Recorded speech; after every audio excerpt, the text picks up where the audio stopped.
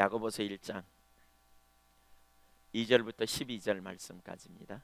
야고보서 1장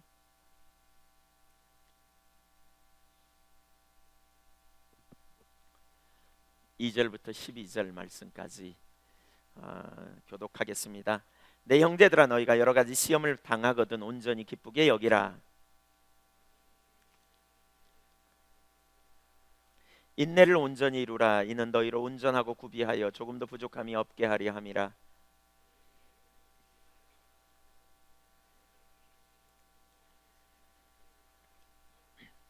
오직 믿음으로 구하고 조금도 의심하지 말라. 의심하는 자는 마치 바람에 밀려 요동하는 바다 물결 같으니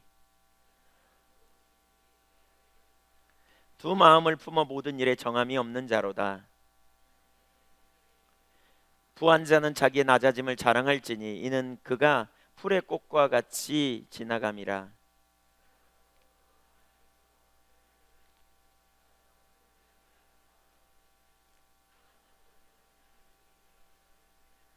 십이 절 같이 시험을 참는 자는 복이 있나니 이는 시련을 견디어낸 자가 주께서 자기를 사랑하는 자들에게 약속하신 생명의 면류관을 얻을 것이기 때문이라.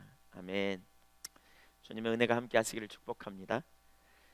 오늘 야고보서 강의 두 번째 시간입니다. 우리가 지난주에 한번 이 비슷한 그러니까 앞 8절까지 본문을 가지고 시험을 만나거든 이라는 주제로 말씀을 나눴습니다. 그러니까 시험이라는 문제를 가지고 우리가 이미 살폈어요. 그러니까 시험을 만날 때 우리가 어떤 자세를 취해야 될까? 여기 시험이라는 말은 트라이얼, 시련, 고난 이런 의미인데요. 어떤 문제를 만났을 때 우리가 취해야 될 어떤 삶의 자세, 모든 사람이 알아야 될 삶의 진실이 있다. 그것은 우리가 육체를 가지고 있기 때문에 시련을 만난다. 그렇기 때문에 문제를 만날 때 우리가 기쁘게 여기라, 또 믿음으로 기도하라, 이런 부분을 가지고 지난주에 살폈습니다. 오늘은 같은 겹치는 부분이지만 좀 더 넓은 측면에서 이 시험에 대해서 좀 말씀을 나누기 원합니다. 성경에서 말하는 시험이라는 단어는 두 가지로 살펴볼 수 있어요.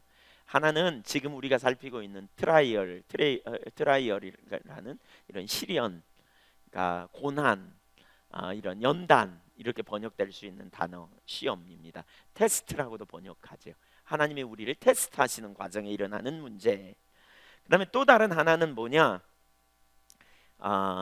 템프테이션이라고 번역되어지는데요. 그러니까 뭐죠? 유혹입니다. 유혹. 그러니까 너희가 여러 가지 유혹을 만나거든 온전히 기쁘게 여기라, 뭐 이런 그러니까 그런 의미라기보다는 13절에 사람이 시험을 받을 때 내가 하나님께 시험을 받는다 하지 말지니, 그러니까 템프테이션, 유혹을 받을 때 하나님이 너희를 유혹한다고 말하지 말라, 이런 의미의 말입니다. 그래서 시험은 두 가지 의미예요. 근데 여기 보니까 우리가 지금 오늘 다루려고 하는 것은 바로 그런 연단과 관련돼 있어요. 하나님께서 하나님의 사람들을 연단하신다는 거죠. 이 성경에 보면 하나님께서 우리를 빚어가심을 말하고 있어요. 우리가 시험을 만날 때 기뻐해야 될 또 다른 이유가 있다면 하나님이 우리를 그 시험을 통해서, 그 연단을 통해서 우리를 빚어가시기 때문이라는 거예요. 에베소서 2장 10절을 보면 이렇게 표현하고 있어요. 우리는 그의 만드신 바라.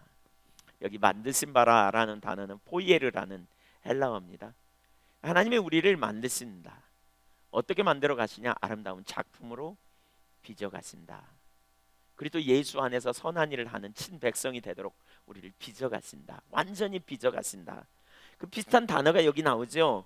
1장 2절을 보니까 내 형제들아, 너희가 여러 가지 시험을 당하고 온전히 기쁘게 여기라. 이는 너희 믿음의 시련이 인내를 만들어낸 줄 너희가 알미라. 그러면서 4절에 인내를 온전히 이루라. 이는 너희로 온전하고 구비하여 조금도 부족함이 없게 하려 함이라.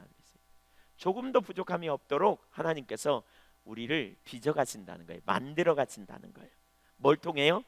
시험을 통해, 테스트 하시면서, 혹은 트라이얼, 연단을 통해, 어떤 고난을 통해, 어떤 환난을 통해, 어떤 일들을 통해 우리를 빚어 가신다라고 말하고 있어요. 사람이요, 온실 속에서 자란 것 같으면 위기를 만나거나 어려움을 당하면 견디지 못해요. 지난주에도 제가 언급한 것 같은데 저기 아프리카 같은 데도 가면 땅이 비옥해 가지고요, 나무가 뿌리를 깊이 내리지 못한대요. 그래서 바람이 좀 세게 불면 금방 넘어가 버린다는 거예요. 이렇게 아름드리 나무도. 그러나 제가 우리나라 같은 데나 어떤 그 추운 지역이나 이런 데 가면 척박하잖아요. 그러니까 뿌리를 깊이 내려요. 그래서 웬만한 바람이 불어도요, 꼼짝 안 해요. 절대로 안 넘어가죠. 왜냐하면 고난을 통해서 단단하게 연단이 되어 있기 때문에 그렇다고 말할 수 있죠. 빚어가시는 하나님. 자, 오늘 본문을 통해서 크게 몇 가지를 좀 살펴보려고 하는데, 첫째, 하나님은 사람들을 연단하십니다. 연단하십니다. 여기 오늘 본문에 그렇게 말하죠. 너희가 여러 가지 시험을 당하거든 온전히 기쁘게 여기라. 여기 시험을 당한다. 거기서 말하는 시험은 시련이라 그랬어요. 영어 성경에 보면 트라이얼이라는 단어를 씁니다.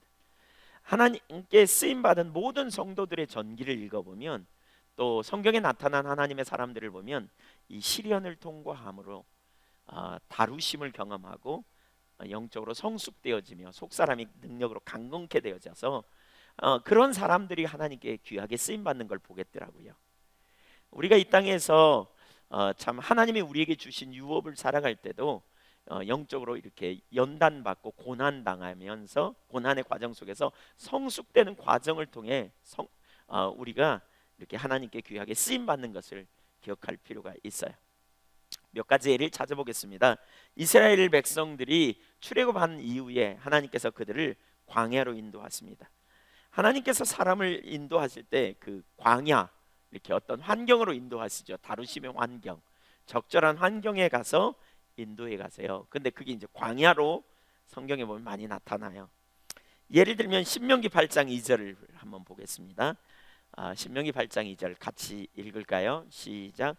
내 하나님 여호와께서 이 40년 동안에 내게 광야 길을 걷게 하신 것을 기억하라. 이는 너를 낮추시며 너를 시험하사 내 마음이 어떠한지 그 명령을 지키는지 지키지 않는지 알려 하심이라. 하나님께서, 너의 하나님께서 40년 동안에 너로 하여금 광야 길을 걷게 하셨다. 그것을 잊어버리지 말아라. 이렇게 말하고 있어요. 하나님이 사랑하시는 이스라엘 백성들, 사실 이스라엘 백성들은 하나님께서 아브라함 때부터 택하셔서 400년이나 기다린 다음에 한 민족을 세우신 거예요. 그리고 그 민족을 향하여 특별한 계획을 갖고 계시죠. 그래서 그 민족을 하나님께로 이끄셨고, 하나님께로 이끄셨을 뿐만이 아니라, 그렇죠? 그 하나님과의 친밀한 교제 가운데 그들을 인도하셨고, 그리고 그들을 그들에게 너희가 내 말을 잘 듣고 내 언약을 지키면 너희는 열국 중에서 내 소유가 되겠다. 그리고 제사장 나라가 되며 거룩한 백성이 되리라. 이렇게 약속하신 하나님이시라고요. 하나님께서 이스라엘 백성들을 함부로 취급하는 게 아니에요. 그들을 통한 귀한 의도를 가지고 계세요. 그들을 통해서 하나님을 열방 중에 드러내기 원하고 하나님의 영광을 나타내기 원하세요. 그런데 그들을 일부러 하나님께서 광야 길로 인도하셨다고 말하고 있어요. 여기서 우리가 한 가지 염두에 둬야 될 것은, 하나님께서 우리에게 환난을 주시고 어떤 시험을 주시는 것은 우리를 안 사랑해서 주시는 게 아니라는 거예요. 오히려 하나님은 우리의 복지에 관심이 있으시고요, 저와 여러분의 성숙에 관심이 있으세요. 저와 여러분이 잘 세워지기를 원하시는 것이지요. 그때 하나님께서 우리에게 의도하신 뜻이 이루어질 뿐만 아니라 우리의 삶에 가장 완전한 승리와 가장 완전한 안식이 있음을 기억할 필요가 있는 것이지요. 우리의 복지에 관심이 있어요. 그래서 너로 그 길을 걷게 하신 것을 기억하라. 그러면서 이는 너를 낮추시며 너를 시험하셔서 그랬어요. 내 마음이 어떠한지 그 명령을 지키는지 안 지키는지 알려고 하신다. 테스트 하신다. 여러분, 아이들 시험 공부 많이 하잖아요. 왜? 학기말 시험, 뭐 중간고사 학기말 시험. 꼭 생각 같으면 시험이 없으면 좋겠어요. 그렇죠? 시험 좀 없으면 좋겠다. 근데 결과적으로 뒤돌아보면 시험이 있어야 돼요, 없어야 돼요? 학생들에게 시험이 있어야 돼요. 왜냐하면 시험이 있어야 공부도 하고요, 시험이 있어야 정리도 하고 그래요. 뒤돌아놓고 보면 그래요. 당대에는 어렵지만 꼭 그와 같아요. 하나님께서 우리를 시험하실 때 그처럼 우리가 때때로는 만나는 시험이 매우 힘들고 어떤 때는 고통스럽고 쉽지 않은 그런 경험들을 우리가 하게 된다는 거죠. 시험이 하나님께 온다는 사실을 기억해야 돼요. 우연히 일어난 일이 아니라고요. 그래서 하나님은 출애굽한 이스라엘 백성들을 광야로 인도하셨어요. 왜 광야일까? 광야는 인간이 스스로 해볼 수 없는 상황이에요. 지역이에요.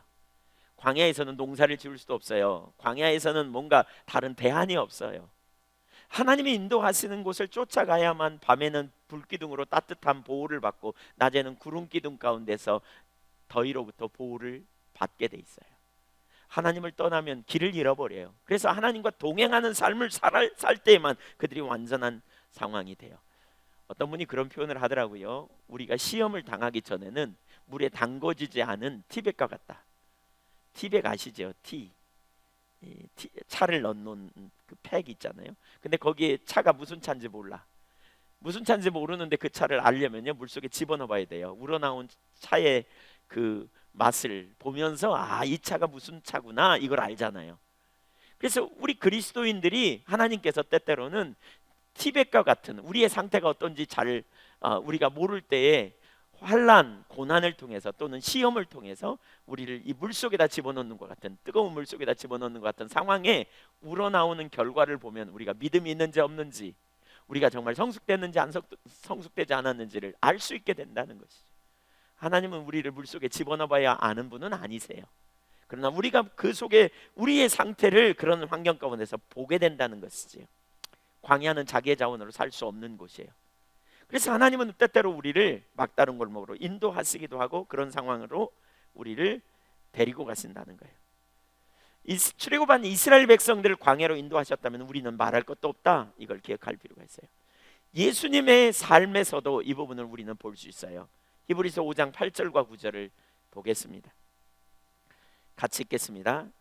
시작. 그가 아들이시면서도 받으신 고난으로 순종함을 배워서 9절 온전하게 되셨은즉 자기에게 순종하는 모든 자에게 영원한 구원의 근원이 되시고, 여기 그는 누구냐면 예수님을 가르쳐요. 그가 아들이심에도 불구하고 받으신 고난으로 순종을 배워서 온전하게 되셨다. 자, 여기 하나님이신 예수님에게 무슨 고난이 필요해요? 무슨 순종을 배울 필요가 있겠는가요? 예, 배울 필요가 없는 분이세요. 하나님이신 예수님. 그러나 예수님은 우리의 모델이세요. 우리의 삶과 사역에 있어서 우리의 이 땅에서 모델로서 친히 모범이 되신 거죠. 그래서 육신을 입고 오셔서 하나님의 신성을 감추시고 육신을 입고 오셔서 친히 우리 인간과 동일하게 고난을 통해서 고난의 순간에 문제의 순간에 하나님의 길을 따라 삶을 조정하면서 순종을 배웠다는 거예요. 어떤 위기의 순간에 우리는 어떤 일이 보통 일어나죠? 감정에 따라서 행동하죠. 문제가 있을 때 우리는 우리 본능을 따라서 행동하잖아요. 그러나 예수님은 어떻게 했다고요? 하나님의 말씀을 따라 순종했다는 거예요. 하나님의 뜻을 따라 순종했다는 거예요. 그래서 순종을 배웠어요. 우리가 이렇게 순종해 볼 때 뭐죠? 하나님의 뜻을 따라 갔더니 결국 하나님께서 정말 놀라운 능력의 역사를 나타냈음을 경험하는 사건, 이런 게 우리 삶에 계속 일어나야 돼요. 그게 믿음의 자라는 비결이에요. 예수님이 그렇게 하셨다는 거예요. 그래서 결국 온전케 되었다. 온전케 준비되셨다는 거예요. 우리 좀 전에 읽었던 그 4절에 보면 야고보서 1장 4절에 보면 인내를 온전히 이루라. 이는 너희를 온전하고 구비하여 조금도 부족함이 없게 하려 함이라. 먼저 친히 온전케 되신 주님께서 우리에게 이 땅에서 시험을 통해서 온전케 되기를 원하신다고요. 저와 여러분이 온전케 성숙되기를 소원합니다. 그런 소원을 여러분 가지십니까? 예, 그래서 하나님께서 우리 가운데 뭐 하신다고요? 고난을 통해 시험을 통해 우리를 빚어가신다는 거예요. 연단하신다는 거예요. 그래서 누가복음 4장 1절 이하를 보면 예수님의 삶에서 이해할 수 없는 문제라고 생각이 될 만한 일들이 있어요. 예수께서 성령의 충만함을 입어 요단강에서 돌아오사, 보통 성령 충만하면 어디로 가라 그랬어요? 사도행전 1장 8절 성령이 너희에게 임하시면 너희가 권능을 받고 예루살렘과 온 유대와 사마리아 땅끝까지 내 증인이 되리라 그랬잖아요. 성령 충만하면 가야 돼요. 근데 예수님은 성령 충만하신 다음에 어디로 갔냐? 요단강에서 돌아와서 광야에서 40일 동안 성령에게 이끌리셔서 2절에 보면 마귀에게 시험을 받으시더라. 이 모든 날에 아무것도 잡수시지 아니하니 날수가 다음에 줄이신지라. 성령의 이끌림을 받아서 시험을 받았어요. 그러니까 예수님께서 우연히 실수로 시험 받은 게 아니에요. 성령의 인도하심을 받아 시험을 받았어요. 사실 하나님께서 하나님의 사람들을 시험하실 때, 그렇죠? 실수로 시험하는 게 아니라니까요. 시험을 허락하신다니까요. 우리를 일부러 테스트하시기 위해, 우리를 일부러 연단시키기 위해 훈련시킨다니까요. 남자들은 군대에 갑니다. 군대 가면 뭘 기대하죠? 제일 먼저 뭐 합니까? 어디에 입대해요? 훈련소로 갑니다. 훈련소에 가서 놀고 먹을 걸 기대합니까? 절대로 그렇지 않습니다. 훈련소에 가면 당연히 훈련받을 걸 기대하잖아요. 하나님의 사람들을 하나님께서 훈련시키신다니까요. 빚어가신다니까요. 왜요? 아름다운 작품으로 하나님의 부요를 담기 위해서, 하나님의 유업을 담기 위해서, 하나님의 영광을 드러내기 위해서 하나님께서 하나님의 사람들을 빚어가신다라고 말하고 있어요. 우연히 일어나는 게 아니라는 거죠. 모세의 예를 보겠습니다. 모세는 애굽의 왕자로서 자랐습니다. 그 과정을 아시잖아요.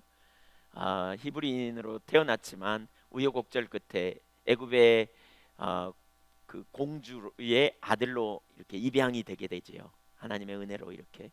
그리고 결국 그는 그 바로의 왕궁에서 40년 동안 왕자로서 훈련을 받게 됩니다. 정말 많은 그 군사적인 훈련도 받았을 거고요, 학문적인 훈련도 받았을 거고요, 인격적인 교육도 되게 많이 받았을 겁니다.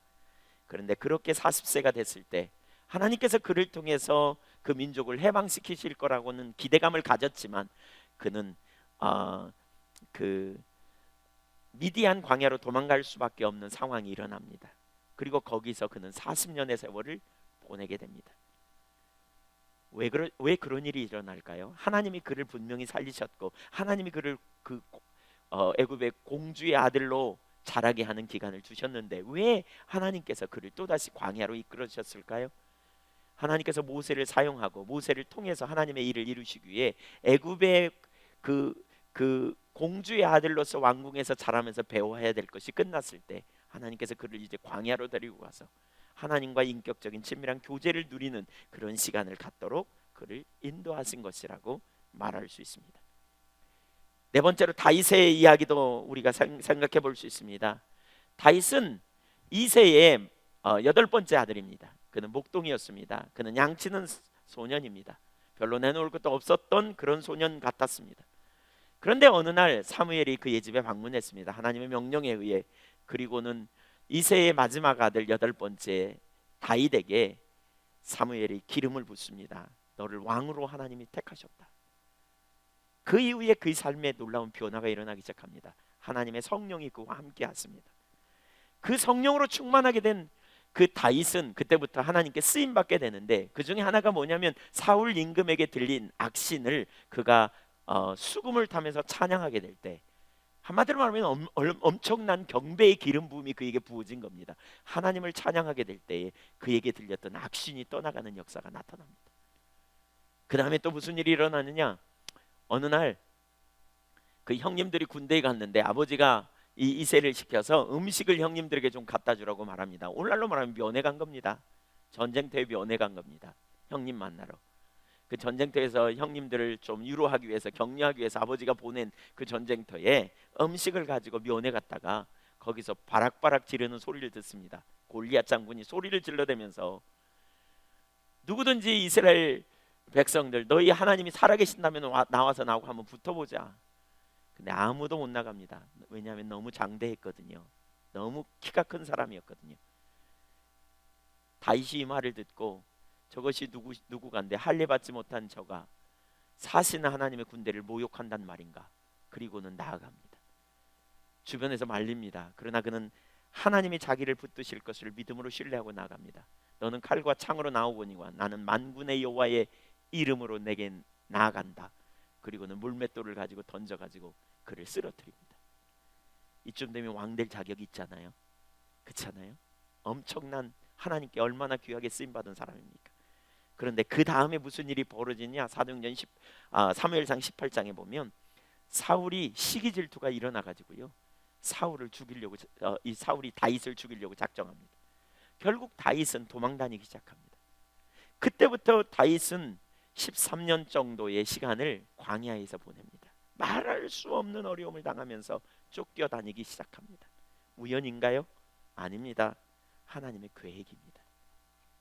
하나님께서 하나님의 사람들을 빚어가는 과정이 있습니다. 연단하십니다. 쓰시기 위해서 하나님께서 우리를 만들어 가시는 과정에 위기를 통해서 우리는 살 길을 모색합니다. 위기의 순간 우리는 어떻게 할 것인가 마음에 갈등이 일어납니다.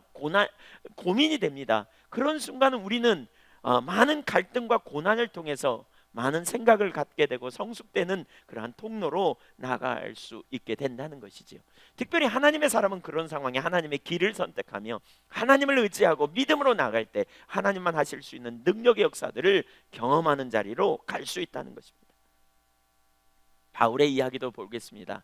지금까지 구약의 사람들을 살폈다면 신약의 바울의 이야기, 사도행전 9장에 보면 바울은 다메섹 도상에서 인격적인 주님을 만납니다. 그리고는 아나니아에 의해서 그가 안수를 받을 때 성령으로 충만하게 됩니다. 우리 성령 충만하면 사역을 감당하는 자리로 간다니까요. 이 바울이 말이에요, 성령으로 충만해서 사역을 감당하려고 나갔습니다. 그런데 무슨 일이 벌어지느냐? 거기 사람들에게 핍박이 들어옵니다. 고난이 오기 시작합니다.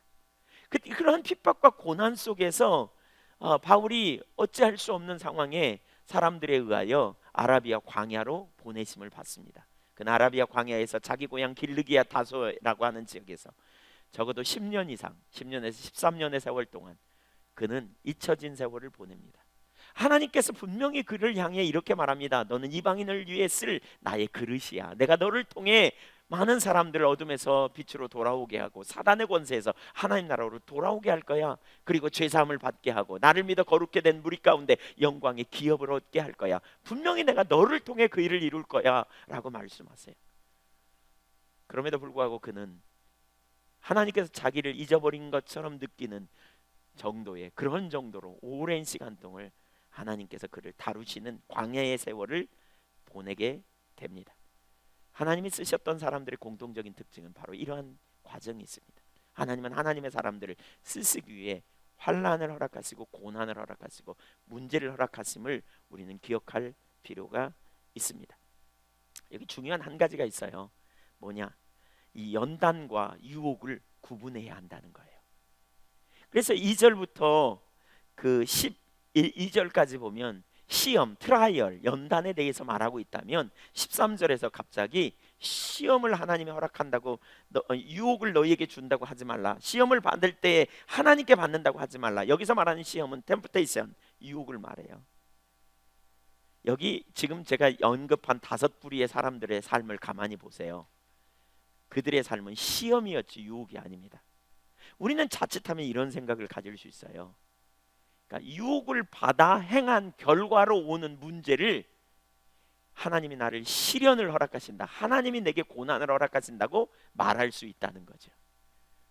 사실 하나님이 허락하시는 것이 아님에도 불구하고 하나님이 허락하시는 것처럼 착각할 수 있어요. 그러니까 유혹으로 말미암아 온 시련이 있어요. 예를 들면 다윗이 어느 날 전쟁이 벌어졌는데 그가 전쟁터에 나가지 않고 자기 성에서 낮잠을 자다가 일어납니다. 그리고는 올라가서 성 위를 거닐다가 어느 집 창문을 보는데 거기 우리아의 아내 밧세바가 목욕하는 장면을 바라봐요. 그리고는 그에게 음욕이 생겨서 그를 데려다가, 뭐 왕이니까 얼마든지 그럴 수 있겠죠. 그 당시에 절대 권력이니까 데려다가 우리아의 아내 밧세바를 범하고 그 남편을 전쟁터에 나가서 죽게 만듭니다.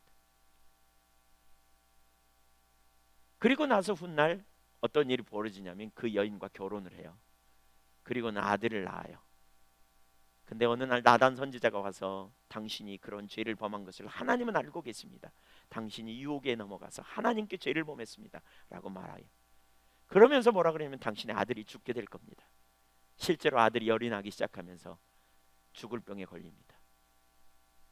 다윗은 이걸 보면서 하나님 앞에 엎드려 막 기도합니다.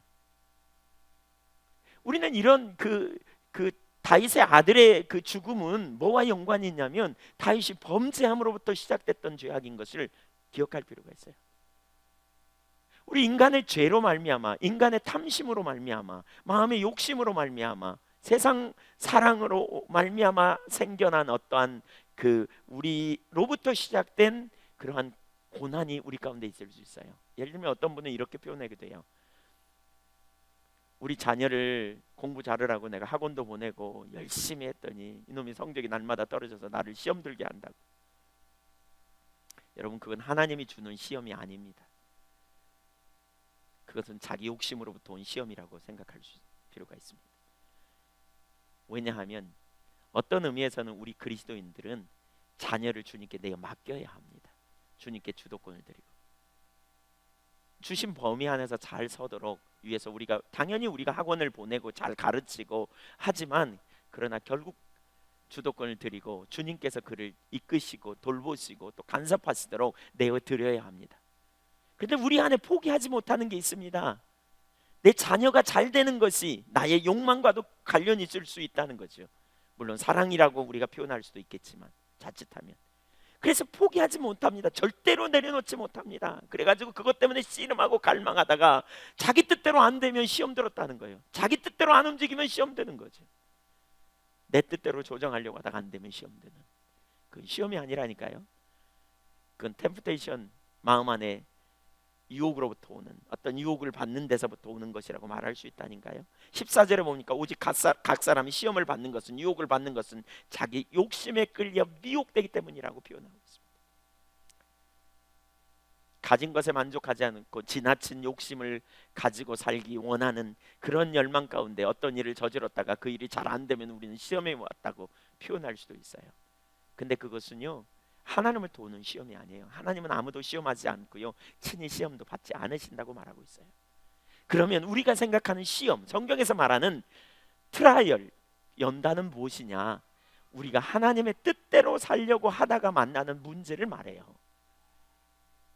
출애굽한 이스라엘 백성들은 하나님의 인도하심을 받아가는 과정 중에 만난 문제들을 두고 말해요. 출애굽기 14장에 보면 홍해 앞에 선 사건, 그렇죠? 자기들과 상관없이 하나님의 인도를 따라 갔는데 가다 보니까 홍해 앞에 서게 된 거고요. 창세기 12장에 보면 아브라함이 본토 친척 아비 집을 떠나 하나님의 인도를 따라가다가 만난 곳이 뭐냐면 가나안이었는데, 가나안에 들어가자마자 그 땅에 기근이 오게 됐다고요. 하나님의 뜻대로 살다가 만나는 문제들, 분명히 하나님의 뜻이라고 여겨서 나아가는데 만나는 문제들, 이해할 수 없는 사건들, 상황들, 이것이 바로 우리를 연단하시는 하나님의 일이라는 거죠.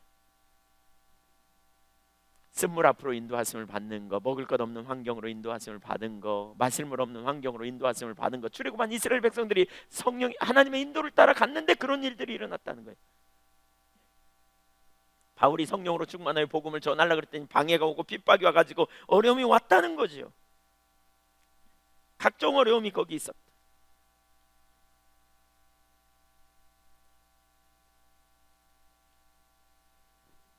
모세의 삶도 그렇고요. 하나님의 뜻대로 하나님이 주신 비전을 따라 사람을, 자기 형제를 자기가 구원하려고 시도하다가 위기를 만나가지고 광야로 쫓겨가서 40년 보냈고요. 다윗은 어떤가요? 철저하게 하나님의 뜻대로 살려고 했던 사람 아닙니까? 철저하게 하나님 기뻐하시는 삶을 살려고 했는데 계속 쫓아오며 자기를 죽이겠다고 사울이 쫓아오는 이유가 무엇일까요? 이게 이해할 수 없는 문제였죠. 하나님의 뜻대로 살려고 하다가, 하나님을 기쁘시게 하는 삶을 살려고 하다가 우리 가운데 오는 것을 고난이라고 말해요. 시련. 그것이 우리를 빚어가시는 과정 중에 일어난단 말이에요. 어떤 분은 이런 생각을 가질 수 있어요. 내가 주님의 뜻대로 살면 만사형통하리라. 궁극적으로는 만사형통합니다. 기억하세요. 궁극적으로는 하나님께서 우리를 세우십니다. 그런데 그 과정 중에 고난이 있다고요. 그 과정 중에 여러 가지 환란이 있다고요. 예기치 못한 문제들을 만나게 된다고요. 그 상황을 넘어가게 하시는 거죠. 이기게 하시는. 기억하십시오. 그러나 하나님께서 너로 광야 길을 인도하셨다고 말하고 있어요. 누가 하셨다고요? 하나님이. 우연이 아닙니다. 재수 없어서가 아닙니다. 그 인간이 아닙니다. 하나님입니다. 하나님이 하셨습니다. 하나님. 그러면 우리는 이런 상황에 하나님께 초점을 두고 하나님 제게 뭘 배우게 하려고요? 뭘 깨닫게 하시려고요? 하나님 제가 뭘 배워야 합니까? 하나님께 나아가야 합니다. 하나님이 해주셨음을 기억해야 합니다. 두 번째, 연단의 다양한 방법들. 연단의 다양한 방법들. 자막에는 다루심이라고 나갔는데 제가 잘못 쓴 겁니다. 연단, 다양한 방법들. 2절을 보면 이렇게 말하죠. 여러 가지 시험을 만나거든 이라고 표현합니다. 여러 가지 시험. 출애굽한 이스라엘 백성들이, 하나님의 인도를 따라 출애굽하던 이스라엘 백성들이 갈 때에 여러 가지 다양한 시험을 만나게 됐죠. 종합 선물 세트. 어렸을 때 가장 좋은 선물이 종합 선물 세트였잖아요. 거기 열어보면 거기에 뭐 별게 다 있잖아요. 그냥 가지. 하나님께서 우리를 다루실 때 종합 선물 세트를 이렇게 다양한 시험을 연단을 우리에게 허락하실 수 있다. 시편 66편 10절부터 12절을 보겠습니다. 위에 올라오겠지만 여러분 또 필요하면 더 보실 분들은 찾아도 좋겠습니다. 10절. 하나님이여, 같이 읽습니다. 시작. 하나님이여, 주께서 우리를 시험하시되 우리를 단련하시기를 은을 단련함 같이 하시는. 여기서 시험이라는 말은 테스트입니다. 단련이라는 말은 트라이얼이라는 말이고요. 그러니까 은을 단련함 같이 하셨다. 11절 시작. 우리를 끌어 그물에 걸리게 하시며 어려운 짐을 우리 허리에 메어 두셨으며 사람들이 우리 머리를 타고 가게 하셨나이다. 우리가 불과 물을 통과하였더니 주께서 우리를 끌어내사 풍부한 곳에 들이셨나이다. 여기도 뭐라 그랬어요? 시인은 여기 그 시편 기자는 시험의 문제를 정확하게 하나님의 관점으로 이해하고 있습니다. 이 시험의 문제가 출처가 누구인가? 하나님께서 당신의 백성을 연단한 것이다. 이렇게 말하고 있어요. 그래서 여기 가만히 표현을 보세요. 하나님이여, 주께서 우리를 시험하시되 우리를 단련하시기를 이렇게 말씀하고요. 우리를 끌어 그물에 걸리게 하시며라고 존칭을 써요. 누가 하셨다는 거예요? 하나님이. 어려운 짐을 우리 허리에 메어 두셨으며. 누가요? 하나님이. 사람들이 우리 머리를 타고 가게 하셨나이다. 하신 분이 누구예요? 하나님이세요. 하나님이 하셨다고요. 하나님이. 문제가 생겼는데 하나님이 우리를 그렇게 이끄셨다는 거예요. 하나님이. 세 가지를 말하죠. 첫 번째로 우리를 끌어 그물에 걸리게 하신다. 두 번째로는 어려운 짐을 우리 허리에 두신다. 세 번째로는 사람들로 하여금 내 머리를 타고 가게 하신다. 짓밟고 가게 하신다는 거예요. 타고 가게 하셨다. 하나님이 하셨다나 모든 환경. 저는 이 부분에서 참 중요한 걸 볼 수 있다고 생각해요. 사실 이게 하나님의 관점으로 보지 못하면 이렇게 쓰겠는가? 뭐라 그랬어요? 참 재수가 없네. 참 나는 어쩜 운이 없어. 하는 일마다 이렇게 막히나 몰라. 아이고, 그 인간이 뭐 때문에 나를 이렇게 속상하게 하는 거야. 별인간 다 있네. 이렇게 말하지 않겠어요? 이 시인처럼 절대로 고백하기가 쉽지 않아요, 이게. 그렇죠? 아니, 왜 나를 이렇게 못 살게 구는 거야? 별인간 다 있네. 여기 이렇게 말하죠. 우리를 끌어 그물에 걸리게 하셨단 말은, 여러분 물고기가 그물에 걸리면요, 이렇게 물속에 있을 때는 그나마 살아있을지 모르지만 들으면 영락없이 죽음이에요. 끝장이에요. 그러니까 어떤 죽음을 직면에 그러니까 목전에 둔 상황이라고 말할 수 있는데, 출애굽기 14장에 보면 하나님께서 이스라엘 백성들에게 이렇게 말하죠. 이 모세에게 이 백성을 돌이켜 비하히로다 바할스본 맞은편 바닷가에 장막을 치게 하라. 거기는 막다른 골목이에요. 앞에는 바다가 있고요, 한쪽은 산이고 한쪽은 사막이에요. 그래놓고는 애국 군대를 불러내는 거 있죠, 하나님께서. 그러니까 영락없이 죽은 거예요. 막다른 골목이에요. 그물에 들을 거예요. 이제 꼼짝 말아라요. 근데 그것을 이스라엘 백성들이 자기 발로 찾아간 게 아니라니까요. 누가 자기 발로 그리 가겠어요? 하나님이 이스라엘 백성들을 그 자리로 데려다 놓은 거라니까요. 왜요? 뭐 하려고요? 죽이려고요? 아니요. 하나님께서 홍해를 가르시고 그들을 건져내시고 그들로 하여금 하나님을 신뢰하는 믿음의 세대로 세우기 원했어요. 하나님 빚어가시는 일을 이루기 위해서. 사실 우리가 주님을 알면요, 우리의 신앙생활이 익사이팅해요. 우리 신앙생활이 참 신나요. 제가 시골 교회에 있을 때 그런 경험을 참 많이 했어요. 교회 가운데 여러 가지 문제가 있어요. 어려움이 왔어요. 근데 그때 저희가 할 수 있는 일이 별로 없었어요. 그때 저희가 같이 뭐 했냐면 열심히 모여서 기도했어요. 하나님, 이런 문제를 해결해 주세요. 하나님, 이런 상황을 어떻게 해야 돼요? 하나님, 이런 문제 해결해 주세요. 근데 기가 막히게 하나님께서 그런 문제를 해결해 가기 시작하시는 거예요. 나중에는요, 저한테 무슨 문제가 생겼어요 라고 말하기 전에 그 연세 드신 성도님들이셨는데 저한테 먼저 이렇게 보통 말씀하셨어요. 목사님, 하나님이 우리에게 또 복 주시려고 그러시나 봐요. 그래서, 왜요? 글쎄 이런 문제가 생겼어요. 제가 가만히 쳐다보면서 참 이게 복 주려고 그러는 건지 이런 생각이 드는데, 복 주시려고 그런 거예요. 왜? 기도하면 응답하시고 하나님께서 하나님을 경험하게 하시고 놀라운 역사를 이루시는 걸 수도 없이 경험했거든요. 그러니까 기도가 능력인 걸 본 거예요. 그래서 또 복 주려고 그러시는 것 같아. 그래서 모여서 기도해요. 그러면 또 하나님께서 기가 막히게 인도하여 가세요.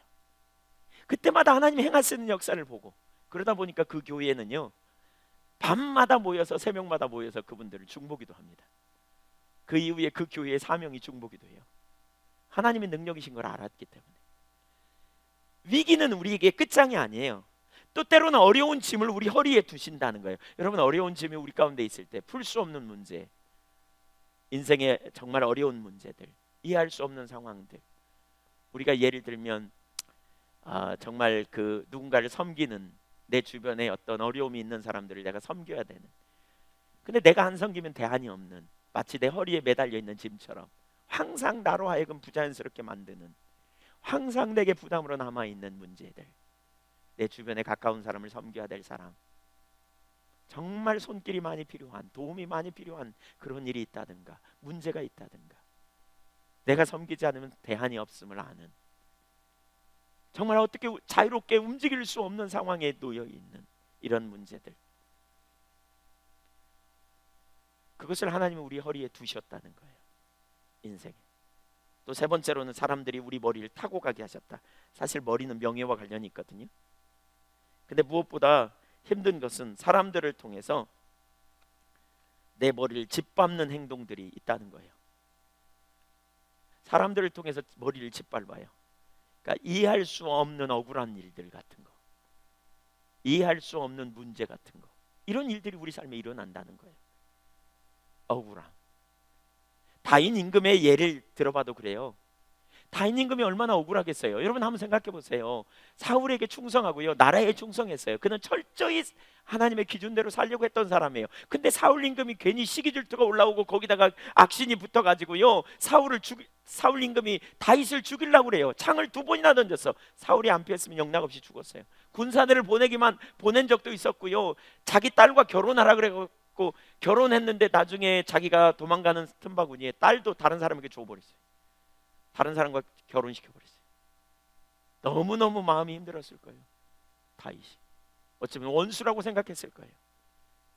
그런데 다윗은 매 순간마다 그럼에도 불구하고 그 사람을, 그 사울을 하나님이 세운 사람으로 대하여, 그래서 2번이나 죽일 기회가 있었지만 그는 죽이지 않습니다.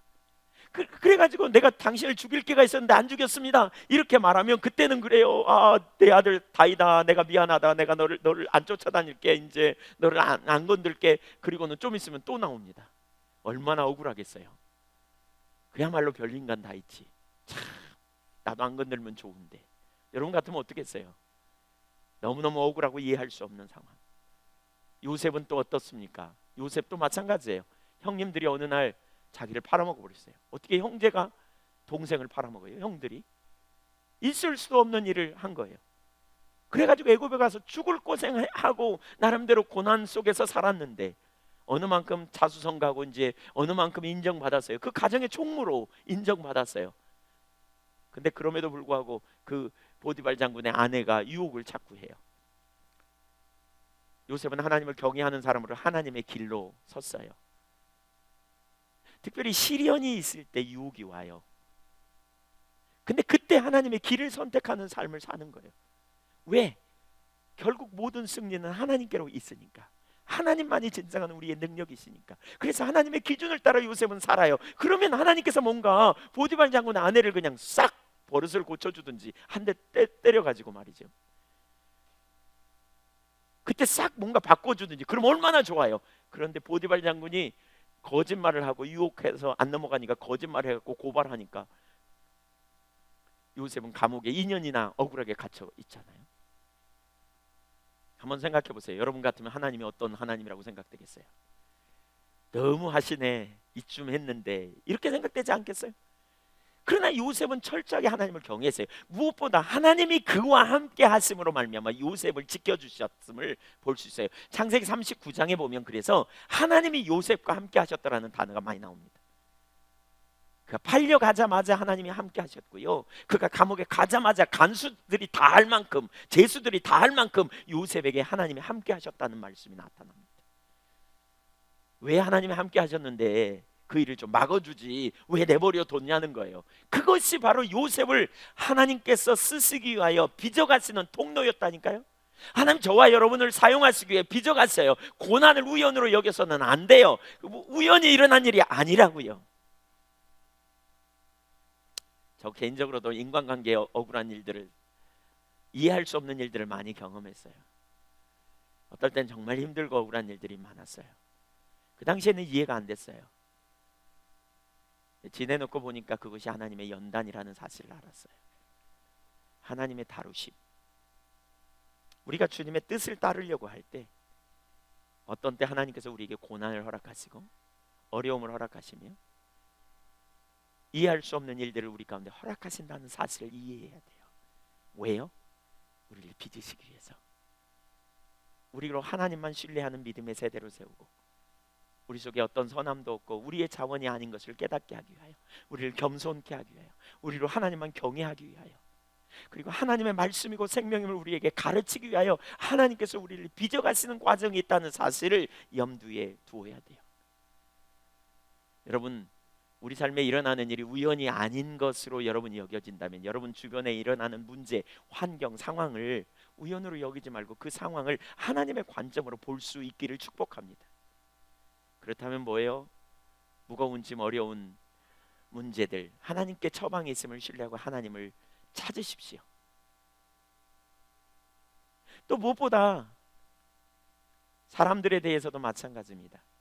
적극적으로 하나님께 반응하실 필요가 있습니다. 이해할 수 없는 상황, 문제를 인간적인 방법으로 대하지 말고 하나님 앞에 적극적으로 믿음으로 반응하십시오. 세 번째, 연단에 있을 때의 자세. 연단의 결과일 수도 있어요. 이건 연단을 거치면서 나타나는 빚어짐일 수도 있고요, 연단의 자세일 수도 있어요.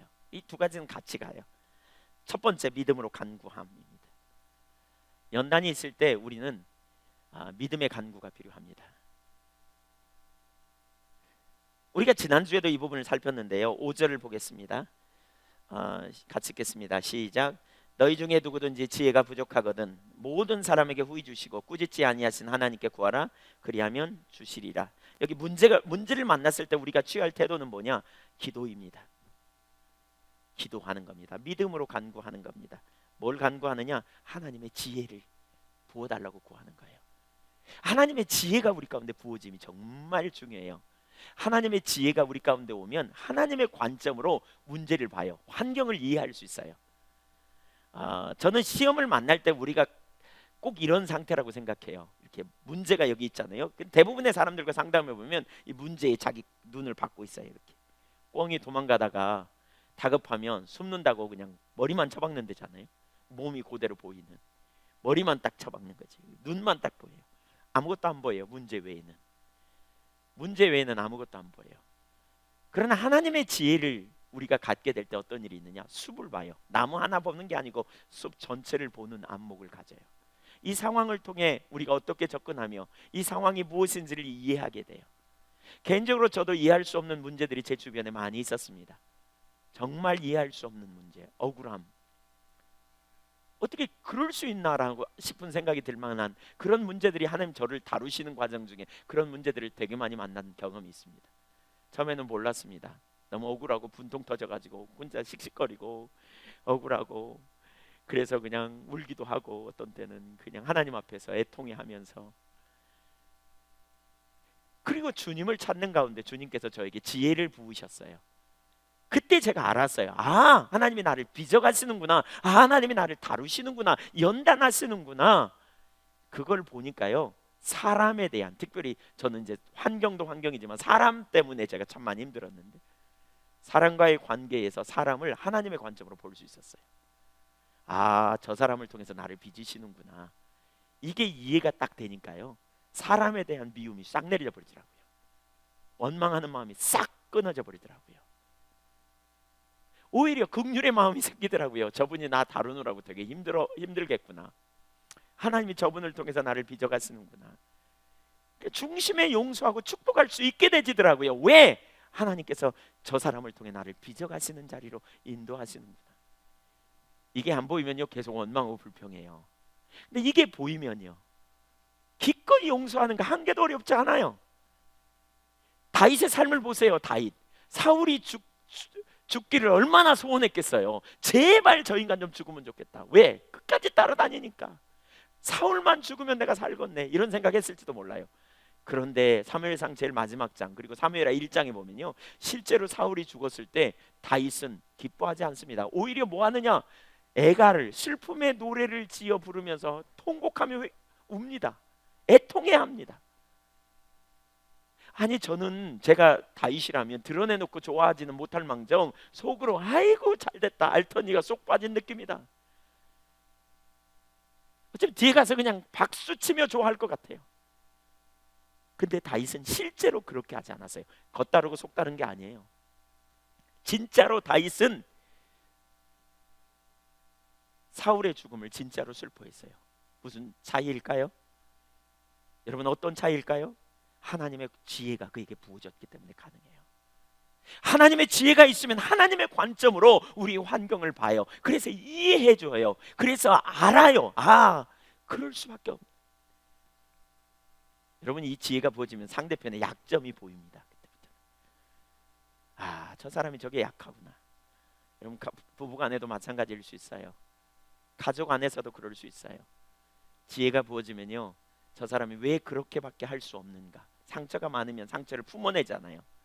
아, 그래서 그렇구나. 이해가 돼요. 그래서 다른 관점으로 봐요. 그렇구나. 그래서 그 다음에 찌르는 말을 해도 그 다음에 안 찔려요. 슬슬 웃어요, 속으로. 왜? 본인 힘드니까 저렇게 품어내지. 알거든요. 지혜가 부어지면 그 환경을 다른 관점으로 본다고요. 그 사람을 이해하게 돼요. 하나님의 관점으로 보게 돼요. 그래서 용서 말할 것도 없이 너무너무 쉽은 거죠. 기꺼이 축복해요. 요셉도 마찬가지예요. 요셉이 애굽의 국무총리가 됐을 때 식량이 떨어진 그 요셉의 형제들, 그러니까 야곱의 아들들이 식량을 구하러 왔지요. 왔는데 요셉이 자기 형들이 자기 앞에 엎드려 있는 것을 보면서 깜짝 놀래고요, 너무 마음이 벅차가지고 안에 들어가서 통곡하고 와요. 심이 뚝 떼고 아닌 것처럼 그러다가 결국 형님들에게 자기의 정체를 드러냈더니 형님들이 벌벌 떨어. 이제 그때부터는 왜? 한 짓이 있으니까 팔아먹었잖아요. 그래서 벌벌 떨어요. 그때 요셉이 이렇게 말해요. 형님들 두려워하지 마십시오. 형님들 놀라지 마십시오. 내가 누구간데 하나님을 대신하리일까? 하나님께서 우리 민족을 살리기 위해 이러한 계획을 가지고 계셨는데, 형님들이 파셨지만, 나를 팔았지만 하나님이 나를 구원하시고 나를 이렇게 세우셨습니다. 하나님께서 이 모든 일을 행하셨는데 내가 누구간데 하나님을 대신하여 형님들을 벌하겠습니까? 형님들을 이제 내가 먹여 살리겠습니다. 이게 관점이 전환된 겁니다. 언제 다루심이 끝나냐면, 언제 연단이 끝나냐면요, 이렇게 하나님의 지혜가 열려야 끝납니다. 하나님의 관점으로 여러분의 환경이 보일 수 있기를 축복합니다. 인간관계를 통한 섭섭함이 끊어져 없니다. 하나님이 다루실 때 근본적으로 전환이 일어날 수 있습니다. 하나님의 지혜가 부어져야 돼요. 그래서 지혜를 구해야 돼요. 지혜를 구하는 자리에 있어야 돼요. 그때 하나님의 길을 알게 되고 하나님의 처방을 알게 되고 하나님 그 상황에 내가 어떻게 반응하는 것이 옳은지를 깨닫게 돼요. 여기서 참 중요한 한 가지가 있어요. 그게 뭐냐? 야고보 기자는 매우 실제적인 분이세요. 그래서 이렇게 말해요. 기도해 라고만 말하지 않고 기도하되 아주 중요한 자세를 말하는데 6절에 뭐라 그러냐? 오직 믿음으로 구하라 그랬어요. 그리고 조금도 의심하지 말라. 여기 중요한 단어가 뭐예요? 믿음이에요. 믿음. 기도할 때 믿음으로 기도하라는 거예요. 사실 우리가 기도 응답이 없는 이유, 중요한 이유 중에 하나가 의심이 우리 가운데 오기 때문에 그래요. 의심. 믿음을 갖는 것은 기록된 성경을 지식으로 동의하는 게 믿음이 아니고 성령의 조명으로 믿음의 확신을 우리가 갖게 되죠. 믿음의 확신을 우리가 그렇게 갖게 돼요. 근데 믿음을 가졌다 할지라도 원수 마귀가 계속 의심의 불화살을 우리에게 던지기도 하고 또 우리가 이렇게 하나님과의 친밀한 교제에서 멀어지면 의심이 우리 속에 자꾸 오게 돼요. 그래서 나도 모르게 그 의심을 받아들이는 경향을 갖게 될 수 있다는 거죠. 근데 이 의심과 싸울 필요가 있어요. 의심을 우리가 몰아내야 돼요. 여러분 의심이 여러분에게 온다면 의심을 그냥 그대로 받아들이지 마세요. 정말인가? 이러고 동의하지 마세요. 의심이 여러분에 올 때마다 대적하고 이기세요. 성경은 이렇게 말하고 있어요. 예수님께서 뭐라 그럽니까? 무엇을 먹을까 마실까 입을까 염려 말라 그러시면서 생각하여 보라. 들에 피는 백합과 공중에 나는 새가 어떻게 먹고 어떻게 자라는지 너희 한번 잘 생각해봐라 이렇게 말합니다. 생각해봐. 하나님이 먹이시고 입히시는데 하물며 너희일까 보냐 믿음이 적은 자들아. 그래서 하나님을 생각해보라는 거예요. 하나님이 어떤 분인가를 생각해보라는 거예요. 의심이 올 때마다 그 의심에 놀아나지 말고 하나님이 어떤 분인가를 생각하고 예수 이름으로 명하노니 의심은 떠나가라고 선포하셔야 돼요. 의심을 대적하라고요. 그리고 진리에 동의하여 나가시자고요. 지혜를 주시는 하나님. 여기 참 중요한 게 있어요. 이 믿음이 뭘까요? 믿음. 이 믿음은 기도 응답하실 것을 신뢰하는 거예요. 응답하실 걸 신뢰하는 믿음이에요. 사실 저는 십자가를 보면 이 믿음이 생기더라고요.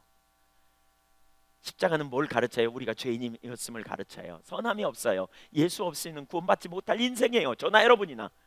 그런데 그러한 우리를 위해서 하나님께서 당신의 독생자 예수 그리스도를 보내셨고 예수를 믿는 자마다 멸망치 않고 영원한 생명을 얻도록 우리를 이끄셨어요. 성부 하나님께서 그 계획을 세우시고 성자 예수님께서 우리를 위해 십자가에 달려 죽으시고 성령님께서 성령의 조명으로 깨닫게 하신 거죠. 우리가 죄인인가 예수님이 유일한 우리의 주와 그리스도가 됐음을 알게 하시는 거죠. 그래서 우리가 그 성령의 조명으로 예수님을 구주로 영접했어요. 그리고 영접함으로 우리가 하나님의 자녀가 됐어요. 왜? 예수님이 나를 위해 오셨다고요? 내 힘으로 안 되는 걸 아시기 때문에. 내가 지혜가 없음을 주님은 모르실까요? 아세요. 그래서 지혜가 없음을 깨닫고 주님께 나갈 때 주시겠다는 거예요. 주시겠다는 거예요. 사실 내가 스스로 구원의 필요를 위하여 십자가를 이해하기도 전에 예수님이 나를 위해 달려 죽으셨고 내 모든 죄를 영단번에 구원하셨는데 내가 지혜가 없이 이 땅에서 승리할 수 없음을 알 때 주님께서 우리에게 지혜를 주시지 않겠느냐는 거예요. 기도 응답하시면 주님께서 우리를 방치하시지 아니하고 내버려 두지 아니하시고 기꺼이 우리에게 주시기를 기뻐하심을 믿으시기 바랍니다. 우리가 왜 자주 의심에 빠질까? 그럼 여러분 원수 마귀의 공격이기 때문이기도 해요. 그래서 그런 싸움이 있으면 우리가 그러니까 싸우는 그런 시간이 필요해요. 어떤 때는 과정이 있어요. 그런데 더 구체적으로 살펴보면요, 여기 믿음의 삶을 살기 위해서 아주 중요한 한 부분이 있는데 그게 뭐냐? 하나님이 어떤 분인가를 아는 게 중요해요. 거기 오늘 본문에도 보세요. 5절에 이렇게 말하죠. 너희 중에 누구든지 지혜가 부족하거든 구하라 그리하면 주시리라 그랬어요. 누구에게? 하나님께 구하라. 근데 그 하나님이 어떤 분인가를 거기 말하고 있어요. 이렇게 말하죠. 모든 사람에게 후히 주시고 꾸짖지 아니하시는 분. 하나님의 어떤 분이라고요? 모든 사람에게, 한번 따라서 하시죠. 모든 사람에게 후히 주시고 꾸짖지 아니하시는 분. 그분이 하나님이시라고요. 그 하나님을 알아야 믿음이 있어요. 하나님 아는 만큼 우리가 하나님을 신뢰할 수 있어요. 여러분, 하나님을 알면요, 하나님의 관점으로 봐요.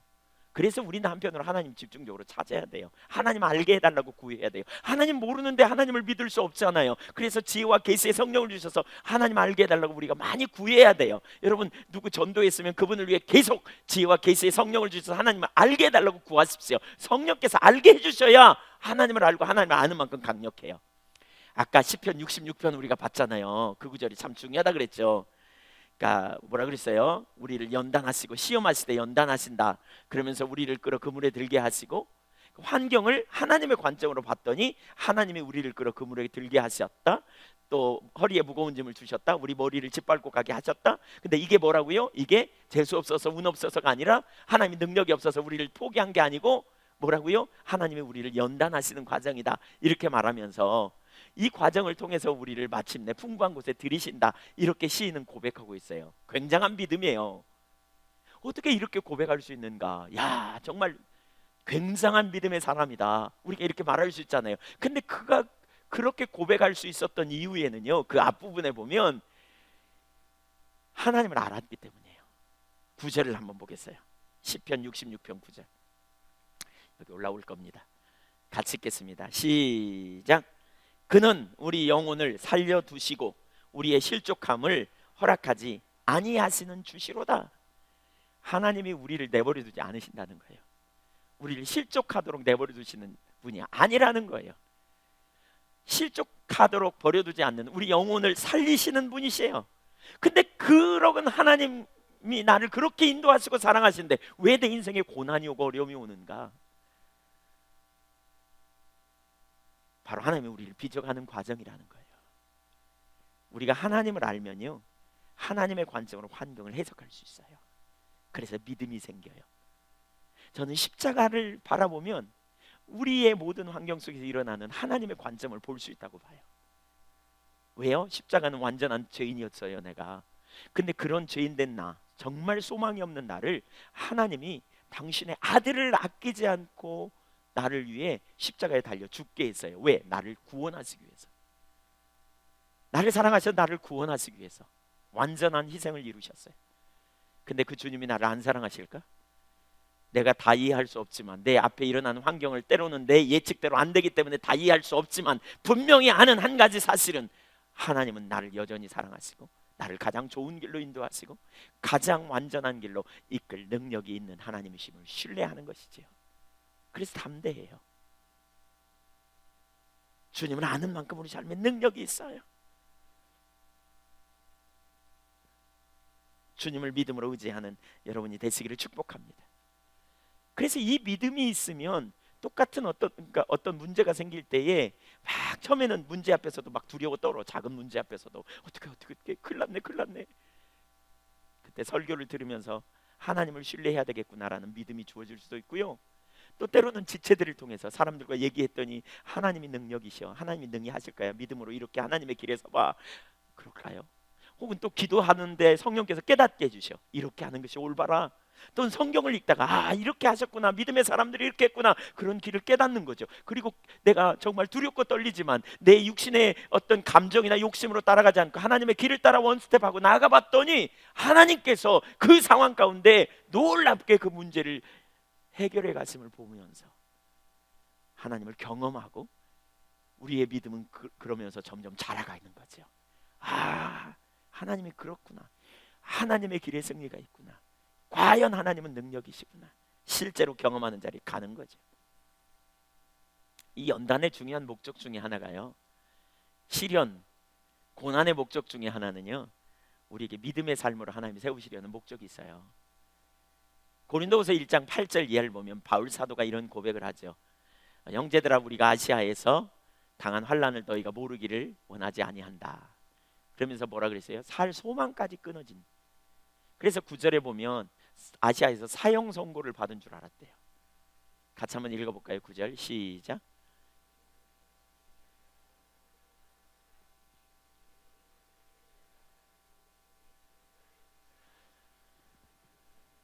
사형 선고를 받은 줄 알았는데, 그래서 죽었다, 끝났다 그랬는데 그걸 통해서 하나님께 배운 바가 있다는 거예요. 이는, 그 이유는, 이 고난이 우리에게 온 것은 결국 나를 의지하지 말고 주님만 의지하는 삶을 살게 하려고. 강하신 주님, 능력의 하나님, 능치 못함이 없으신 주님, 모든 지혜의 하나님을 의지할 때 그분이, 내가 그분을 의지했더니 그분이 나의 지혜가 되시고 나의 의가 되시고 나의 능력이 되시고 나의 생명이 되시고. 우리가 죄인임을 알 때에 예수님이 우리의 모든 죄를 담당하셨잖아요. 그렇죠? 이걸 내가 알게 될 때 나를 의지하지 않고 예수님을 의지할 때 예수님과 연합하여 내가 의롭게 되는 것, 이게 구원이란 말이에요. 그처럼 예수님이 나의 지혜가 되시고 예수님이 나의 의가 되시고 예수님이 나의 거룩함이 되시고 예수님이 나의 생명이 되셔서 우리를 가장 선하고 완전하게 이끄시는 능력의 삶, 그 삶이 하나님의 유업을 누리는 삶이기 때문에 주님께서 우리로 고난을 통해서, 환경을 통해서, 위기를 통해서, 어려움을 통해서 자기를 의지하지 않고 하나님을 의지하는 믿음의 세대로 세우기 원하신다니까요. 여러분, 그 세대로 주님께서 우리를 계획하고 계심을, 디자인하고 계심을, 그리고 디자인 이미 설계 끝났고요, 그렇게 만들어가고 계심을 믿으시기 바랍니다. 하나님의 관점으로 환경이 열리기를 축복합니다. 하나님의 관점으로 여러분의 눈이 볼 수 있기를 축복합니다. 세 번째, 두 번째, 하나님의 관점을 보고 겸손함의 자리로 서야 합니다. 하나님의 우리를 연단하실 때 우리는 겸손함이 필요합니다. 사실 연단의 결과가 또한 겸손입니다. 연단의 목적이 겸손입니다. 하나님 우리가 겸손하기를 원하세요. 신명기 8장 2절과 3절을 먼저 읽어보겠습니다. 내 하나님 여호와께서 이 40년 동안에 내게 광야 길을 걷게 하신 것을 기억하라. 이는 너를 낮추시며 너를 시험하사 내 마음이 어떠한지 그 명령을 지키는지 아니 지키는지 알려 하심이라. 여기 뭐라 그랬어요? 너를 낮추시고 너를 시험하여. 낮춘 환경에서 테스트해. 여러 가지로 낮아진 환경에서 테스트해. 이 사건이 잘 안 되는 데서 테스트해. 어떻게 해요? 하나님의 말씀대로 사는지 자기 기분대로 감정대로 사는지 테스트하신다는 거예요. 예. 그러면서 3절을 볼까요? 3절. 예. 너를 낮추시며 너를 줄이게 하시며 또 너도 알지 못하며 내 열조도 알지 못하던 만나를 내게 먹이신 것은. 왜 줄이고 먹이셔요? 귀향이면 줄이기 전에 주시면 좋은데 살짝 굶주렸을 때 주신다는 거예요. 완전히 떨어져 가지고 먹을 게 떨어져서 이제 굶주려, 이제 큰일 났네. 왜 먹을 게 떨어지면 더 배고프잖아요, 이상하게. 평상시에는 그냥 한 끼 굶는 거 아무것도 아닌데 금식한다 그러면 되게 배가 고프죠. 여러분 그런 경험 안 해보시나요? 왜 금식한다 그러면 금방 밥 먹고 숟가락 놨는데 벌써 배고픈 생각이 확 들잖아요, 그렇죠? 그런 것 같아요. 떨어진 상황에서 하나님께서 뭐라고 만나를 주셨대요. 그래서 너를 먹이셨다. 그렇게 말하죠. 그런데 그것은 뭐냐? 사람이 떡으로만 사는 것이 아니요 여호와의 입에서 나오는 모든 말씀으로 사는 줄을 네가 알게 하려고. 곧 하나님의 말씀이 생명인 걸 알게 하려고 하신다는 거예요. 사실 진리를 가르치는 거죠. 두 가지를 말해요. 하나는 자신을 아는 거예요. 내가 어떤 존재인지 알게. 내가 말씀대로 사는 삶인지 담궈봐야 안다니까요. 아까 티백 여기다 담궈봐야 알아. 예, 녹차인지 아니면 뭐 다른 차인지 담궈봐야 알아요. 거기다가. 예. 그러기 전에 모른다는 거죠. 사실 하나님은 우리를 테스트 해봐야 합니까? 그냥 아십니까? 그냥 아십니다. 테스트 해볼 필요도 없습니다. 하나님은 우리가 누군지 잘 아십니다. 예, 그냥 아십니다. 그래서 우리 자신을 보게 하려고 하시는 의도가 있어요. 왜요? 우리가 겸손해 하나님을 의존하니까요. 우리가 나름대로 잘 나가고 있다고 생각하면요 하나님 의존하지 않습니다. 여러분 복음의 핵심은요 심령의 가난한 자가 천국이 저희 것이라고 말하고 있죠. 심령의 가난이 뭐예요? 내가 가진 게 없음을 아는 거예요. 내 자원이 없음을 아는 거예요. 산상수훈 8복의 첫 번째가 심령이 가난한 자는 복이 있나니 천국이 저희 것이라 그랬어요. 자기가 소유한 게 없음을 아는 자가 하나님을 의지하기 때문에 하나님의 통치를 구하기 때문에 하나님의 나라는 하나님의 통치인데 바로 하나님의 통치 아래 들어가는 삶이 될 거라고 말씀하고 있는 것이지요. 또 하나님의 말씀이고 생명임을 깨닫게 하려고 하신다 그랬어요. 만나를 하나님께서 먹을 거 떨어진 상황에 내일부터 만나를 줄 테니까 하루에 1인당 한 호멜씩만 주소라고 말씀하시죠. 이틀분 주지 마. 그 다음 날 또 그 다음 줄 거야. 그래서 일용할 양식을 주옵시고 우리 주기도문의 그 기도가 그런 의미예요. 하루 것만 주시면 그 다음은 그 다음 먹을 걸 채우실 걸 신뢰하는 거죠. 근데 여러분 같으면 하루 거만 죽겠습니까? 더 죽겠습니까? 아니 내일 보장이 없는데, 하나님 말씀은 하셨지만 내릴지 안 내릴지 모르겠는데, 저 같으면 절대로 하루 것만 안 줬습니다. 또 아니 제가 죄송합니다. 저 같으면 하루 거 안 죽는다는 말 너무 죄송하고요. 제가 어쩌면 하루 거 줄지 모르겠습니다. 죽겠다고 결단했는지 모릅니다. 주여, 제가 하나님 말씀이 생명인 걸 믿습니다. 하나님 뜻대로 살겠습니다. 이렇게 결단했어요. 그리고 나갔더니 글쎄 제 옆집에 여러분 중에 누가 텐트를 쳤을지 모르겠지만 친분 중에 한 분이 나와가지고 저는 그릇을 조그마한 거 가지고 왔어요. 왜냐하면 욕심이 생길까봐 한 울만 주시려고. 그랬더니 누가 이따마는 그릇을 끌고 다니면서 그것도 막 줄줄이 매가지고 와가지고 막 주어요. 그래서 왜 목사님은 그 조금만 줬습니까? 저는 말씀대로 살라고요. 아이고 목사님, 말씀이고요. 이런 환경에 안 오면 내일 죽을 텐데 내일 얻으러 오지 마세요 저한테. 막 이러면서 막 내일 안 오면 어쩌려고요. 참 답답하네 막 이러면서. 그러면 갑자기 답답한 사람이 된 거예요.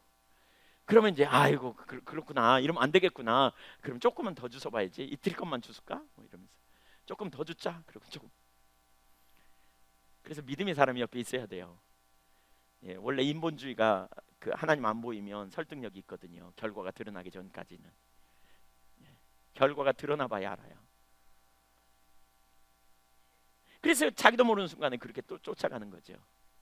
근데 그 다음날 아침에 또 내렸어. 그래가지고 안 주서.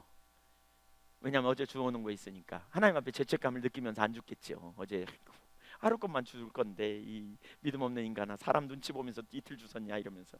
해가 중천에 뜰 때까지 기도하느라고 못 먹다가 이제 먹으려고 가져라 그랬더니 썩어버렸어. 그러면서 깨닫는 거예요. 이제 금식하는 거죠. 그러면서 하나님의 말씀이고 생명이구나, 진리구나. 이걸 실제로 깨닫는 거죠.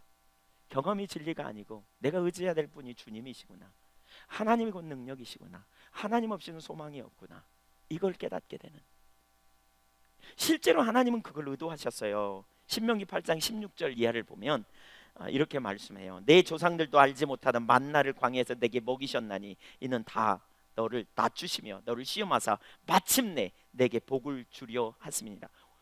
만나를 가지고 시험을 해서 자기를 의지하지 않고 하나님만 의지하게 함으로 말미암아 하나님이 곧 내 삶에 자기의 능력이 되는 삶을 살게 하려고. 그게 복된 삶이거든요. 자기가 잘났다고 생각하는 사람 예수 절대 안 믿습니다. 그런데 자기가 죄인임을 깨달은 사람, 항복한 사람은 예수님 없이는 안 되는 걸 알아요. 그리고 예수 믿음으로 말미암아 영생의 축복을 받게 되는 것이지요. 그래서 자기를 아는 자리로 이끄시는 거예요. 17절, 그러나 내가 마음에 이르기를 내 능력과 내 손의 힘으로 내가 이 재물을 얻었다 말할 것이라. 내 하나님 여호와를 기억하라. 그가 내게 재물 얻을 능력을 주셨음이라. 이같이 하심은 내 조상들에게 맹세하신 언약을 오늘과 같이 이루려 하심이니라. 하나님이 주셨는데 잊어버리고 교만 떨까봐. 그래서 하나님 다루신다는 거예요. 그래서 하나님 연단하신다는 거예요. 마침내 하나님은 뒤에 가서 나눌 거지만 마침내 하나님은 복을 주시기 원하세요. 마침내 하나님은 우리를 풍요케 하기를 원하세요. 풍부의 자리로 우리를 인도해 드리신다고요. 그게 하나님의 본성과 맞아 떨어지는 하나님의 성품이요, 하나님의 뜻이에요. 그래서 하나님은 마침내 풍요케 하세요. 기필코. 근데 그 과정에 겸손케 하신다는 거예요. 오늘 본문으로 돌아와 보십시오. 9절 이하. 이 9절은 2절부터 12절까지 사이에 담겨져 있습니다. 그래서 9절은 좀 엉뚱한 9절 같아요. 그러나 여기에 우리말 성경에는 안 나와 있는데 원어에는 but, 그러나라는 단어가 포함되어 있습니다. 그러니까 이거는 시험을 받을 때 우리 가운데 있는 삶의 자세라고 말할 수 있습니다. 9절 읽어보겠습니다. 시작. 낮은 형제는 자기의 높음을 자랑하고, 10절, 부한 자는 자기의 낮아짐을 자랑할지니 이는 그가 풀의 꽃과 같이 지나감이라. 11절, 해가 돋고 뜨거운 여름이 불어 풀을 말리면 꽃이 떨어져 그 모양의 아름다움이 떨어지나니 부한 자도 그 행하는 일에 이와 같이 세잔하리라. 이 구절은 앞 구절과 연관되어 있어요. 연단을 통해서 하나님을 알고 또 자기를 살피는 자리로 가야 된다는 거죠. 결국 어떤 자리로 가느냐? 그러니까 여기 낮은 형제는 뭘 얘기하냐면 물질적으로나 육체적으로 어려운 상황에 있어서 낮은 자존감을 가진 자들이라고 표현할 수 있어요. 환경이 어렵고 어려울 때, 어려운 상황에서 어렸을 때부터 자라면, 자칫하면, 그러니까 이 누군가에게 학대를 받거나 어려움을 당하면 겉으로 표현될 수도 있고 내파할 수도 있거든요. 겉으로 표현하면 분노로 나타나고요. 내파, 속에서 속으로 이렇게 그 속에서 표현되어지면요, 자기를 공격해요. 자기가 자기를. 그래서 못난이, 바보, 멍청이 이런 걸 받아들여요. 나는 형편없는 자. 여기 낮은 사람이란 말은 어떠면 그런 의미입니다. 자기가 내놓을 것도 아무것도 없는 사람, 자기가 정말 형편없는 사람. 그런데 그러한 자도 연단을 통해서 자기가 누구인 줄 알고 보혈의 십자가의 복음을 통해서 자기가 어떤 자인 자를 아는 것이지요. 그래서 높음을 자랑하게 된다는 거예요. 여기 높음은 뭐예요? 그리스도 안에서 우리의 정체성이 무엇인지를 올바로 발견하는 거예요. 저도 개인적으로 열등의식이 참 많이 있었던 사람 중에 한 사람 같아요. 근데 열등의식을 제가 많이 가지고 사는 가운데 어느 날 참 자유함이 제 삶에 있었는데, 그게 뭐였냐면요, 우리가 서로 비슷하더라는 거예요. 제가 죄 짓는 거 남도 죄 짓고요, 제가 못하는 거 남들도 못하고요, 제가 못하는 부분 어떤 사람이 잘하지만 제가 잘하는 부분 어떤 부분은 못하더라고요. 아, 사람은 비슷비슷하구나, 종이 한 장 차이구나, 그게 그거구나, 내가 내 자신에 대해서 너무 좌절하고 낙심할 게 없구나, 결과적으로 우리 모두는 예수 없이는 살 수 없는 존재이구나, 우리가 얼마나 자주 넘어지고 실패하고 죄 가운데 머무는 자인가를 인식하게 되지더라고요. 그래서 저는 개인적으로 그때 열등의식이 깨졌습니다. 왜냐하면 몽땅 다 우리 모두는 죄인이니까, 하나님 앞에 죄인이라는 사실을 인식하게 됐습니다. 그리고 그러한 죄인된 나를 위해 하나님의 아들 예수 그리스도가 오심으로 말미암아 예수 그리스도 안에서 영원한 생명을 우리에게 주셨음을 인하여 얼마나 감사하고 기쁜 일인지, 그리스도 안에서 나의 정체성이 뭔지를 발견하게 되는 것입니다. 그래서 낮아진 자는 예수 믿고 높아지게 돼 있어요. 뭐가요? 자존감이. 뭐가요? 자기의 정체성이 달라지게 돼 있어요. 자기에 대한 인식이 바뀌게 돼 있어요. 하나님이 연단을 통해서 우리를 그렇게 빚어가세요. 모든 인간이 동일해요. 예수 없이는 몽땅 다 죄인이라고요. 몽땅 다 동일해요. 그리스도 예수 없이는 소망이 없는 자예요. 그래서 예수님이 우리를 위해 오셨고요, 예수님이 우리의 생명이 되세요. 참된 소망은 예수 그리스도 안에 있음을 기억하십시오. 반면에 높은 자는요, 여기 높은 자는 누굽니까? 부한 자는 그리스도인이면서도 물질적으로 부유하거나 어려움을 당해보지 않은 자, 문자적으로 말하면 그런 의미입니다. 일반적으로 부자인 사람들은 자신들의 부유함으로 인하여 영적 교만까지 가질 가능성이 높다는 거예요. 그러나 그리스도인인 부한 사람들이 이 땅에서 소유한 부가 자신의 삶을 보장해 주는 것이 아님을 깨닫는 것이지요. 우리는 보통 세상에서 부자, 세상에서 잘나감, 그러면 뭘 의지하느냐? 자기가 가진 소유를 의지해요. 사람들의 평가를 의지해요. 그리고 그것으로 만족해요. 그것으로 자만심에 빠져요.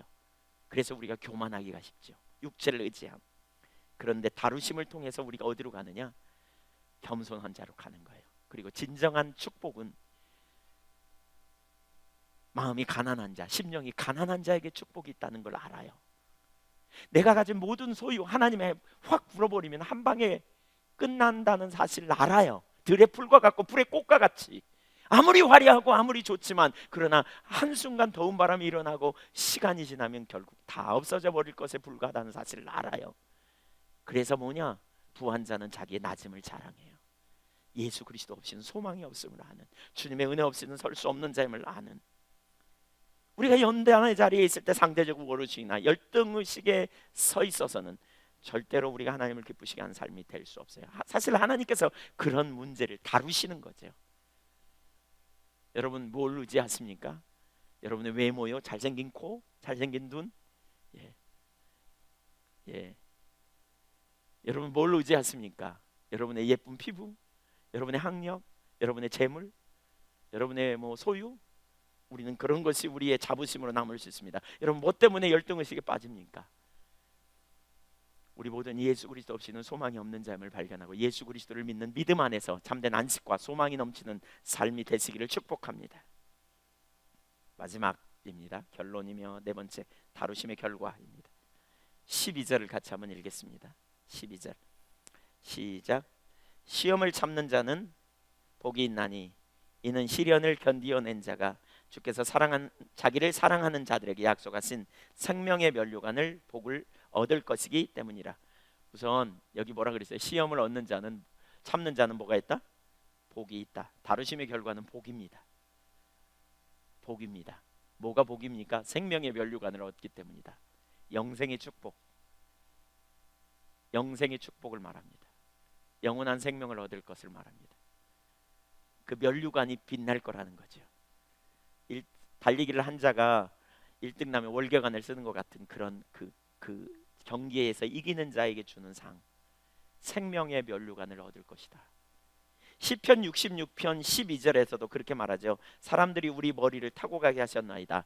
우리가 불과 물을 통행하였더니 주께서 우리를 끌어내사 풍부한 곳에 들이셨나이다. 마침내 풍부한 곳에 들이심. 여러분, 하나님의 근본적인 목적은 우리를 풍부케 하시는 것이 하나님의 목적이에요. 아까 신명기 8장 16절에서도 그렇게 표현하잖아요. 결국 복을 얻게 하려 함이라 그랬어요.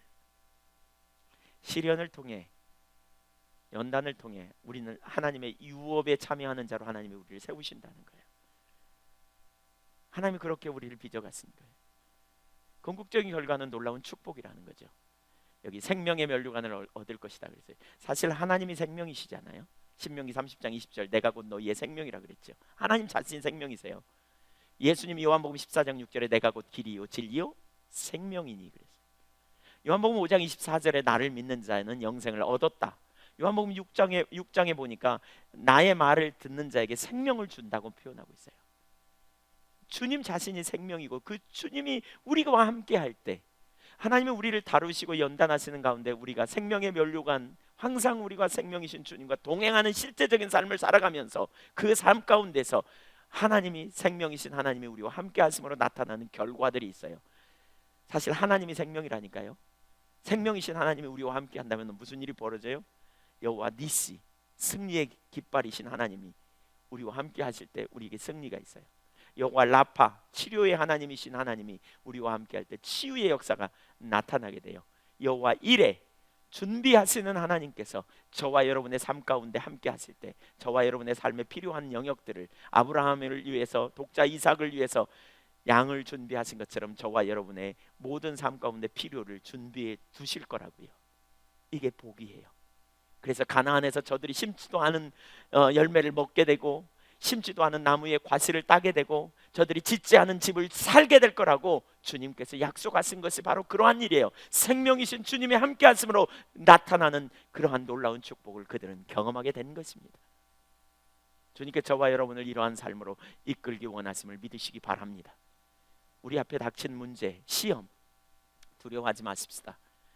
여러분, 시험 보는 거 잘못 치면 다시 치르면 되지. 우리 그런 생각 갖잖아요. 예, 그런가요? 두려워 벌벌 떤 열심히 준비하시자고요. 그러나 잘 치르자고요.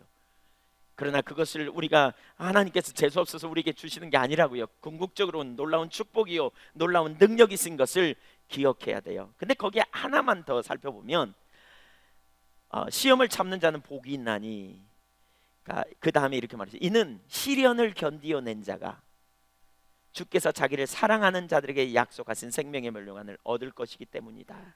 복이 있는 이유가 뭐냐면 생명의 면류관을 얻는다. 근데 누가요? 자기를 사랑하는 자들, 바꿔 얘기하면 시련을 견디어낸 자들. 시련을 견디는 자가 하나님을 사랑하는 자입니다. 연단을 통해서 하나님의 사랑이 증명되는 것입니다. 드러나는 것입니다. 연단의 과정 속에서 우리가 놓치지 않아야 될 중요한 사실, 하나님은 사랑하는 자들을 연단하시고요, 연단의 과정을 통해서 우리가 하나님을 사랑하는 사랑이 증명되어집니다. 왜? 연단의 과정 속에 육체를 따라가지 않고 세상의 방법이 아니라 하나님의 길을 따라가고 하나님의 기준을 따라 우리가 살아감을 통해서 하나님을 사랑하는 것이 우리의 삶에서 증명된다는 의미입니다. 그래서 하나님을 사랑하는 자는 다루심이 있고, 그러한 자는 연단을 인내로 견디어냅니다. 그리고 그런 자들에게 하나님이 생명의 면류관을 주시는 놀라운 축복을 우리에게 주실 줄로 믿습니다. 고난을 두려워하지 마십시오. 피하지 마십시오. 낙심하지 마십시오. 좌절하지 마십시오. 특별히 우리 청소년들 중에 여러분의 가정에 어려움이 있거나 문제가 있다면 피하거나 두려워하지 마십시오. 하나님의 관점으로 보십시오. 여러분이 인생에 예기치 못한 사람들로 인하여 여러분이 고난을 당하고 있다면, 어려움을 당하고 있다면 두려워하지 마십시오. 하나님께서 여러분의 인생을 빚어가시려고 하는 의도를 가지셨음을 바라보십시오. 여러분 허리에 예기치 못한 무거운 짐이 있다거나 여러분 막다른 골목에 이른 것처럼 느껴진다면, 하나님을 쫓아간다고 나름대로 사랑한다고 고백하며 살아왔는데 이런 어려움이 있고 문제가 있는 것처럼 느껴져서 정말 하나님이 나를 버리시고 포기하셨나 이런 생각이 든다면 하나님 회개하십시오. 그리고 하나님께 그렇게 말씀하십시오. 하나님은 선하십니다. 완전하십니다. 하나님 최선의 길로 저를 인도하실 것을 신뢰합니다. 인간관계에 어려움이 있다면, 원망하는 불평하는 마음이 있다면 회개하십시오. 돌이키십시오. 그리고 하나님께 말씀하십시오. 하나님, 그를 통해 저를 빚어가심을 제가 감사합니다. 제가 그 생명의 면류관을 봅니다. 그 축복을 봅니다. 믿음으로 주님을 바라봅니다. 주님이 하실 놀라운 역사를 제가 믿음으로 봅니다. 그 은혜를 인하여 감사합니다. 주님께 감사와 찬양을 돌릴 수 있기를 축복합니다. 기도하겠습니다.